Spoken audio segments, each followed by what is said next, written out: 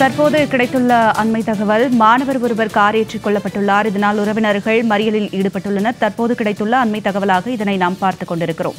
தற்போதைய அண்மை செய்தி, மாணவர் ஒருவர் கார் ஏற்றிக் கொள்ளப்பட்டதால் உறவினர்கள் சாலை மறியல் போராட்டத்தில் ஈடுபட்டுள்ளனர்.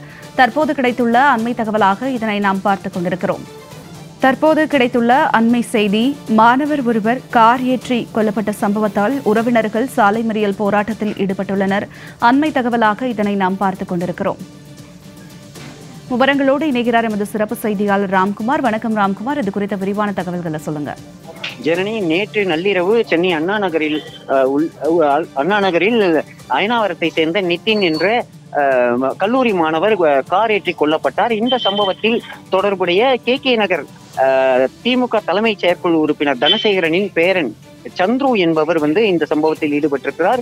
இந்த வழக்கு கொலை வழக்காக மாற்றப்பட்டிருக்கிறது. ஏற்கனவே சுதர்சன் மற்றும் பிரணவ் என்ற 2 மாணவர்கள் கைது செய்யப்பட்டிருக்கிறார்கள்.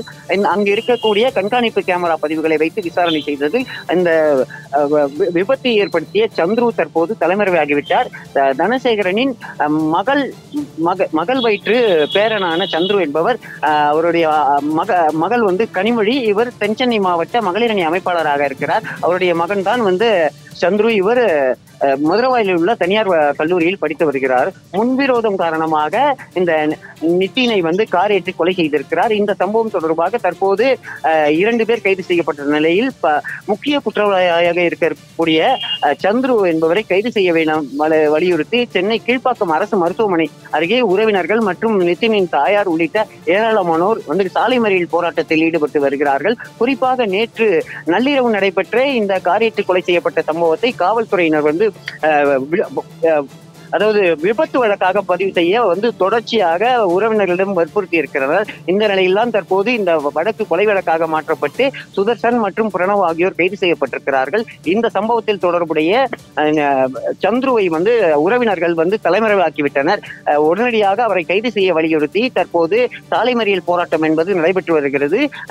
இதனால் பூந்தமல்லி நெடுஞ்சாலை அருகே வாகனங்கள் நிறுத்தி வைக்கப்பட்டிருக்கின்றன. தொடர்ச்சியாக இந்த சம்பவத்தில் தொடர்புடைய மேலும் குற்றவாளிகள் யார் யார் என்பது குறித்து கண்டுபிடித்து அவர்கள் மீது கடுமையான நடவடிக்கை எடுக்க வேண்டும் என வலியுறுத்தி தற்போது சாலை மறியல் போராட்டம் என்பது நடைபெற்று வருகிறது. ஜனனி, ராம்குமார், தங்களுடைய விரிவான தகவலுக்கு நன்றி.